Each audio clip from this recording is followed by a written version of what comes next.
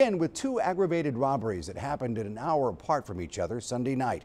One of those robberies left a man shot and in the hospital. Marissa Cummings is live at the scene with the very latest. It's tonight, top story.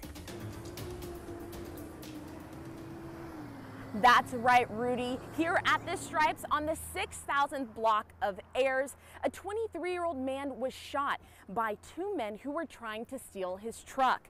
The suspects fled from the scene. Once officers arrived, the victim was rushed to Shoreline for treatment, and police continued looking for the suspects. Officials say both men, Leonard Reyna and Carlos Moreno, were found and arrested at a close-by mobile home park. Now, just an hour earlier, police were called out to the Corpus Christi Trade Center, where they say three men robbed a jewelry store. As the men tried leaving the scene, victims caught one suspect who is 16 years old, and police transported him to the Nueces County Juvenile Justice Center. The question is whether these two incidences are related or not. That's part of the investigation. They're looking into it to see if there is a connection between the two. If they have any more information to connect them, more than likely they'll issue warrants for those individuals and further charge them with the crime.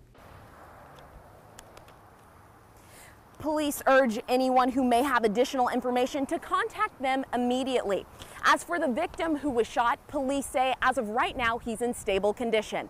Marissa Cummings reporting live, 3 News. Thanks, Marissa, for that report.